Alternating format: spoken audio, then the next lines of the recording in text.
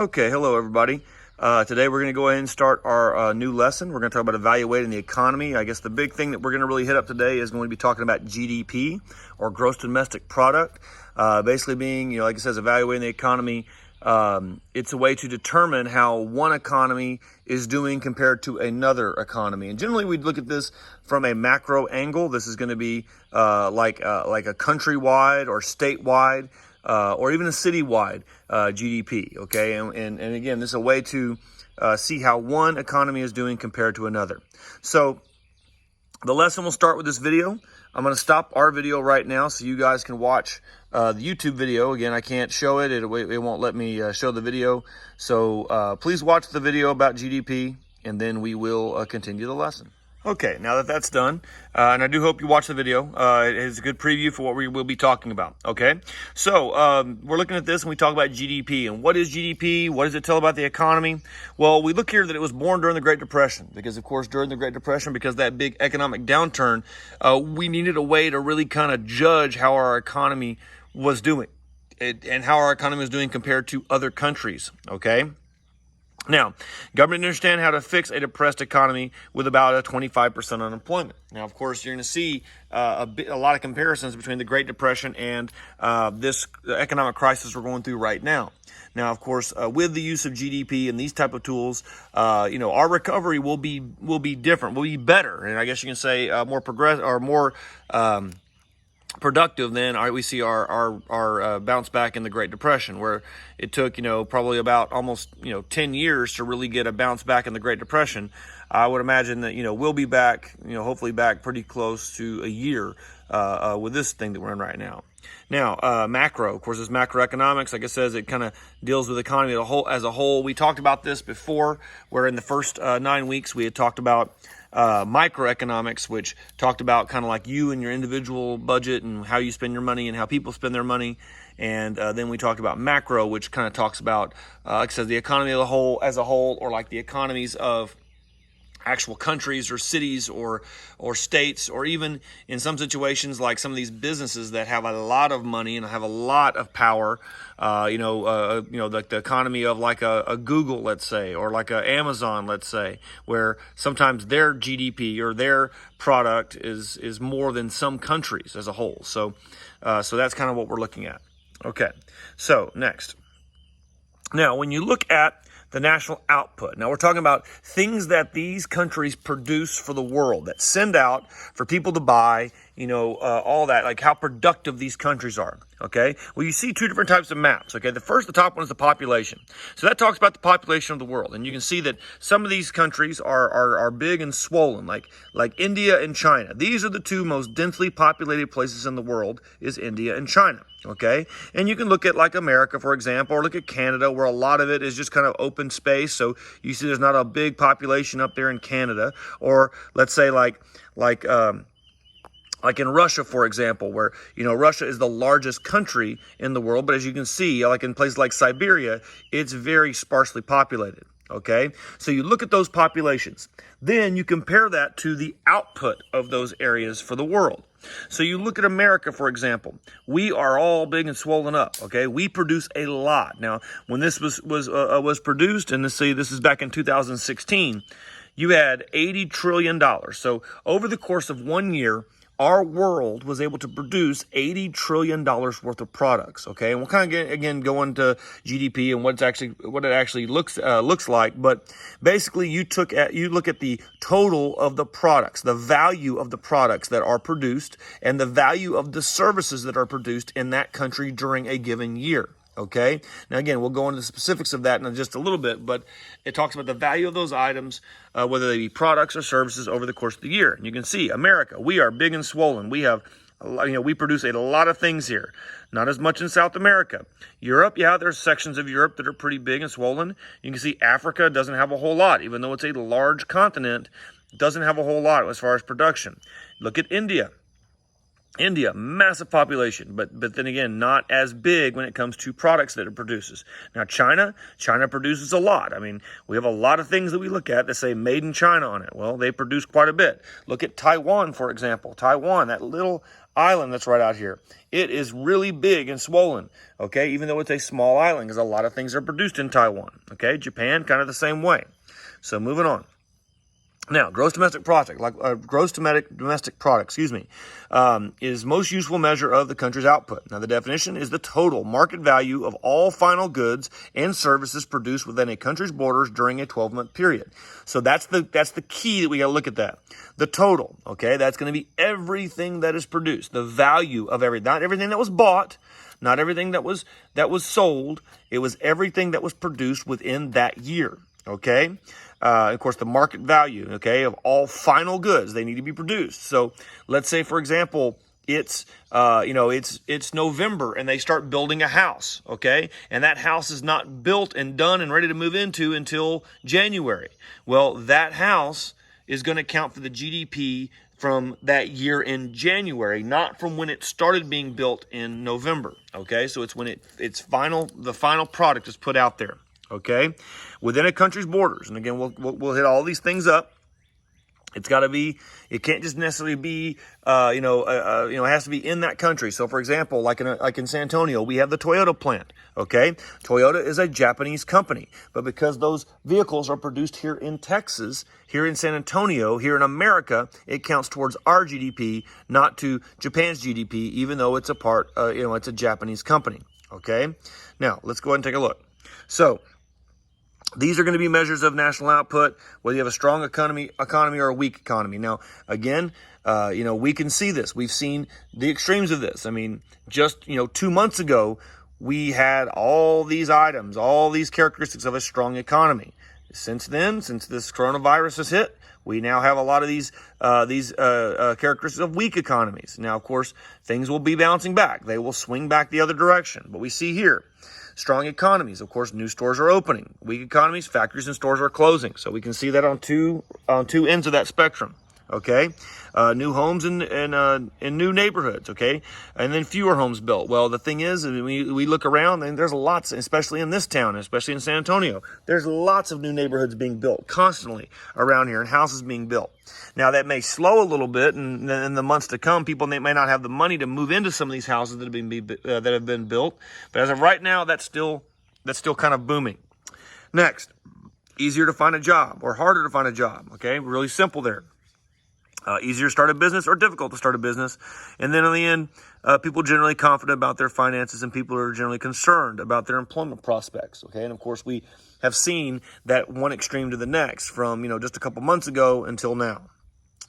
Now, the measurement of GDP is fairly easy. Multiply all the final goods and services produced in a 12-month period by their prices, and then add them up to get the total dollar value of production. So we're looking at everything. We're looking at goods, services, structures. Every single thing that's out there is totaled up. Now, of course, granted, that's going to take a lot to do that. But again, these businesses, they record that. They report those things that they have produced, how many they have produced, how much they're for, or they sell them for, and so forth.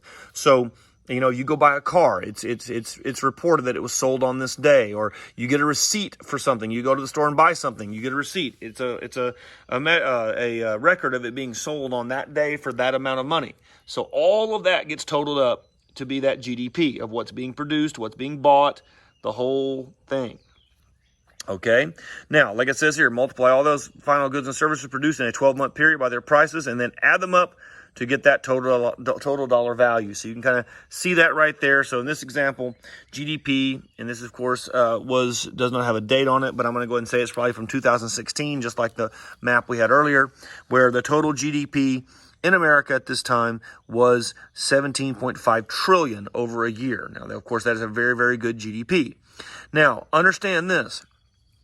You look at things like, of course, the goods, the services, and then when it says structures, the structures are very important, okay? Because necessarily, this is going to be houses that are built. Now, of course, these houses may not necessarily be sold at that time, but if they are finished, the final product is put out in the market at that time, that is counted toward GDP. Doesn't, that house may sit for a year before it's sold, but it's gonna count for the year that thing was finished and put out in the market. Same thing, you have a lot of these like commercial little strip centers and mini malls and things like that that are going to be built, and a lot of times some of those spaces are not leased out, are not nobody's. Businesses have moved into those sections or spaces for quite a long time. Well, that counts towards the GDP. It doesn't matter if anybody's sitting in it. It's the value of that item, of that place. Now, you also look at other structures. So, we all know that out like on 281, okay, they, right out by the HEB, they have been doing a lot of construction out there, okay, to kind of build the road, build the bridges and things like that. Well, guess what?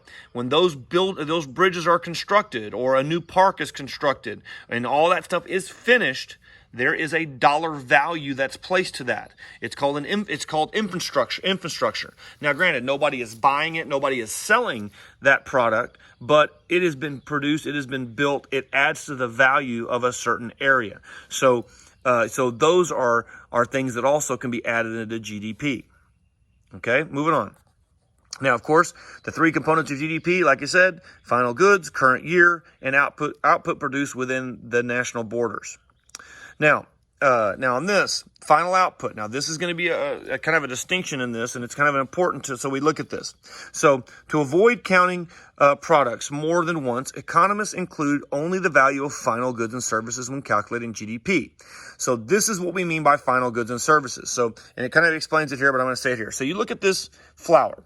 If you go to the store and you buy this flour, you go to HEB and you buy this flour, when you purchase it, yes, that goes towards GDP. Now, a baker, let's say, doesn't necessarily buy that. A person that sells things, that sells products to, bakes products to sell, doesn't necessarily go to HEB and buy their flour. Okay, they buy it from a distributor. They buy it wholesale. They usually get it cheaper than what you would get it at HEB. Well, that being said, when they buy it from that wholesaler, that is not counted towards GDP.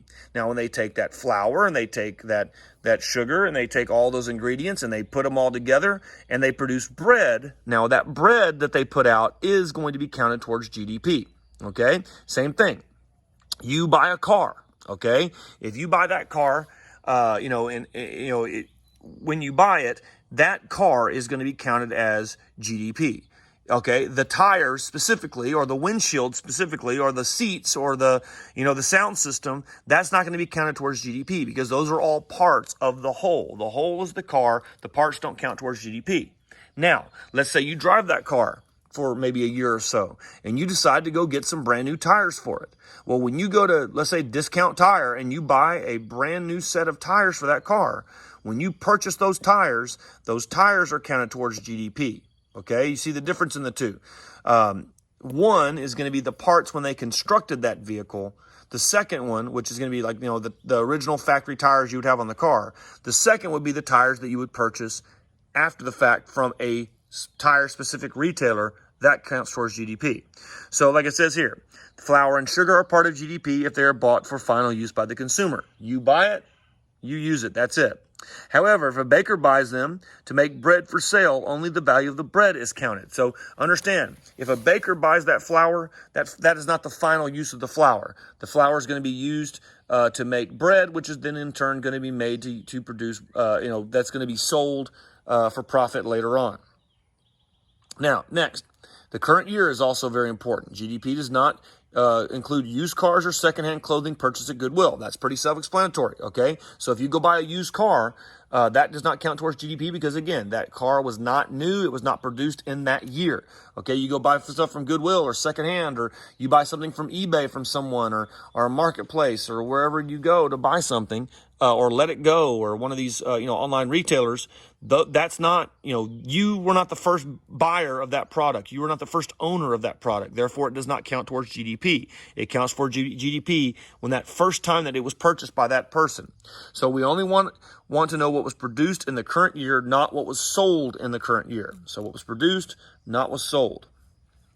Next, output has to be produced within the borders. And of course, we talked about this before, okay? So GDP measures output produced within a nation's borders. So like you see here, Toyota of Texas, we kind of talked about that. We have a Toyota plant here in San Antonio. That Toyota plant counts towards the GDP of San Antonio, of Texas, of the United States. It is not counted towards Japan's GDP. Same thing here. You see Coca-Cola. That's an American company, but you can see they have a bottling, on this ad, they bottle it over there in Russia too. Well, that counts towards the Russian GDP. It does not count towards the American GDP as a result. This is why it's so very important that a lot of these people talk about, American jobs and bring those jobs back to America and bring that stuff, bring all those companies back to America. Now, yeah, it's great that you can have Americans working and Americans producing items. That's all well and good. But the big intent of that is that when you bring that back to here, it brings up our GDP. Okay, that's a very important thing, is to have our GDP, raised up. Okay. Now, some things are excluded, okay? So like it says, intermediate products, we kind of talked about this a second ago, used to make other products that already counted towards GDP. So, like for example, this guy right here, you see, the lumberjacks, they're cutting down the lumber, okay, the wood. So, of course, that is a service. The guys go out and they cut those trees down. That counts as a service. Then you have this guy right here that then kind of, processes that wood, cuts it down. That, of course, is a service. None of those are counted towards GDP because those items right there are used to make this final product, which is going to be this table and chairs right here. Now, that table and chairs, once that table and chairs is constructed, that counts towards GDP. So, again, they could have cut these trees down in September. By the time this guy got to process it, it could have been October. By the time they shipped all that lumber somewhere, it could have been, December. And then they started building this table and chairs. And by the time they got the table and chairs built, it was January. Well, it counts to the GDP of that year of January, not all the service that happened before this. Okay? Next. Some things are excluded. Of course, like we said, secondhand sales are excluded. We mentioned that before. Okay, that's pretty self-explanatory. Next. Some things are also excluded. Now, sometimes you got people that work in what's kind of called the underground economy. So, for example, if, you pay the kid next door $20 to come mow your lawn, that's not going to count towards GDP because you don't usually claim that on your taxes. Or like childcare, if you have someone come over to babysit your kids, or you go babysit somebody's kids and they pay you however much at the end of the night, that's it. That doesn't count towards GDP, okay? Even though it's a service and yeah, it's a job, but nobody's claiming that on their taxes. Same thing.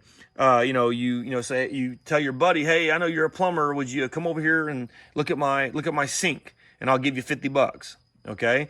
So that $50, that doesn't count because again, it's kind of off the book, off the record.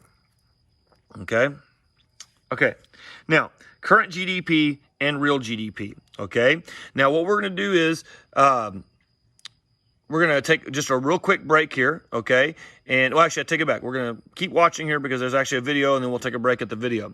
Okay. Now, because of the way it's computed, GDP can appear to increase whenever prices go up. Now, what's going to happen is what happens, if prices do go up or inflation takes place in a certain economy, okay? Now, it might show that they are producing more, their GDP has gone up, but it may be because of inflation, maybe because their money has lost value, therefore they have to spend more of their money to produce these items, okay? Well, that's kind of like a false positive, I guess you can say. It looks good, but in reality, it's not, okay? So we'll kind of talk about the difference between current and real GDP. Therefore, in order to make an accurate comparison over the time, GDP must be adjusted for inflation. Nominal GDP or current GDP is GDP expressed in the current prices of the period being measured. Real GDP is GDP adjusted for price change. Okay, so there's a video here. I'm going to be very, very honest with you. This is not my favorite video. I think it's kind of silly. Normally, I would not show this in class, okay? I would just kind of talk about it and then move on. If you do want to watch this video, you are more than welcome to watch it, but we're going to pause here for a second, so if you want to watch it, you can, but if not, you can just continue on.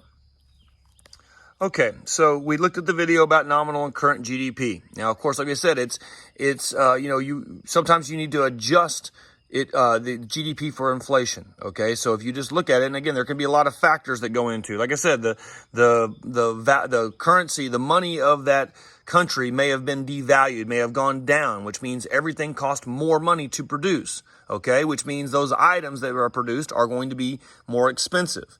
Okay, well, this doesn't necessarily mean that things are going good for the country. It means things are going bad if the money has been devalued. Now, a good example of this is going to be movies. Okay, we all are familiar with movies, and we look at like the highest grossing movies of all time. Okay, so we know that about a year ago when Avengers Endgame came out, it set the record for the highest grossing movie of all time. Okay, $2.7 billion. Okay, with Avatar right behind it. Titanic, you can see all this money, this tremendous amount of money. But I want you to notice something about all these numbers, okay? So if you look, number one is 2019, 2009, 1997, 2015, 2018, 2015, 2012, okay? Just for example there. Now, if you look, these are all relatively newer movies, okay? And you might say, well, man, does this mean that like the best movies that have ever come out are coming out right now, or the ones that the people are going to the most are coming out right now? Well, think of it this way. Like, I know a year ago when I went to go see Endgame, I was able to get tickets for it. My boys and I, we went to go see it on opening night, or actually on preview night. Well, those tickets for all three of us to get, the tickets, it was probably like $15 each. We went to the Palladium. It was like $15 a seat. So me and my two sons it cost $45 to go to the movies to watch that movie on opening night. Okay, well, understand, $45 factors into that quite a bit. Now, let's just go back into the day when I was in high school. Okay, so back in like the 90s. If you went to a movie in the 90s, I know that the standard rate for going to see a movie in our city at that time was, if you went to see a matinee, it cost you $3.25. If you went and saw a movie at the regular time, it was $6.50. So think about that. If you're looking at a movie that would give you a ticket at $6.50 as compared to nowadays where a movie would cost $15, then of course the rates would be different. You'd say, yeah, this movie was the highest grossing movie of all time, but when you look at actual ticket sales, it might not necessarily be as good as a movie in the past. So when you look at the list that's actually adjusted for inflation, you can go right here where it actually shows that Gone with the Wind is actually the number one movie of all time. When you look at ticket sales, how many people have actually gone to go see that movie? Or, Avatar there, Star Wars, then that's the original Star Wars. These, as far as like ticket sales and people that have actually gone, and when you look at this adjusted for inflation, it shows that yes, the Avengers Endgame was not nearly as much as some of these movies from the past. And you can see here, Gone with the Wind, 1939. I mean, this is back when those movies would play for years in theaters. Okay, so let's go back to our PowerPoint. Okay, so now when you look at GDP, again, you're going to look at this. It says a common macroeconomic model of GDP. Okay, so again, this is how we're going to really test that output, and we're going to be able to measure it. Now, of course, on this, and these will all make sense in just a second, but GDP equals C plus I plus G plus X minus M. And again, we'll talk about what all those variables mean in just a moment. So you can see here that GDP is the sum of aggregate demand for output by consumer investment, government, and net foreign sectors. And again, we'll interpret a lot of that for you right here. So first, consumer sectors. Now, this is going to be the C. Go back to it. Hold on. Okay, this is going to be the C in our equation right there. Consumer sector, so household sector, all individuals living who occupy a house, apartment, or separate living quarters. So this is going to be everybody. So we're talking about the people that live within a country that permanently live there, not people that travel through, not people that come in for a couple weeks and then go to this place for a couple weeks. Permanent residents of that city, of that state, of that country. Okay, so that's going to be the first thing. You look at how many people live in a country. So obviously, it would be to your benefit to have a more highly populated area, or to encourage people to live in your city, or live in your state, or live in your country. Okay. Second, investment sector. Now, sector made up of proprietorships, partnerships, and corporations responsible for producing the nation's output. So like we talked about, these are the businesses. Now we say, so of course you take the people and then you add in how many businesses are in that city or in that state or in that country. Okay. So those are going to be two factors. And again, you look at that's why it's a lot of cities, a lot of states, a lot of countries encourage people to start businesses or open new businesses or bring businesses to their cities because it bumps that GDP up. Okay. So of course you have the people on one end, you have the investment sector, which is going to be all the businesses that are in that area. And now you have the government sector. The total dollar value of government spends on goods, services such as highways, public education, and national defense, all local, state, and federal levels of government. So you look at this again, like we said a minute ago, they're building on 281 right there by the HEB. Well, once that's done, that value, the value of that highway, the value of those bridges, the value of those stoplights, that's all going to be wrapped into this. Okay, if Northeast builds a new school, or they build a new government building somewhere, that the value of that building when it is constructed, when it is finished, goes up. Okay, so you look at like Reagan. We've had construction this year. We had construction on our ROTC building. We had construction on the Performing Arts Center.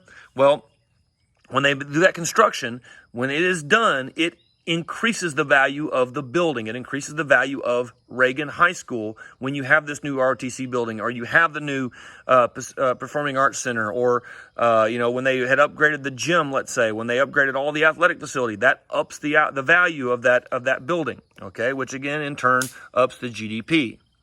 Now, net exports. Okay, now, of course, this one is not all coming through. So what we're looking for here is when it says the I minus the M, basically, the X and M, excuse me. We're talking about imports versus exports. Okay, so what that basically means, you take all your imports, okay, what you're bringing in, what you're buying from other countries, and then you subtract your exports from it, what you're selling to other people. Now, what happens is if you have a positive end of that, if you are selling more than you're buying, obviously you're going to be profiting in your country. You're going to be, making more money or selling more than you're buying.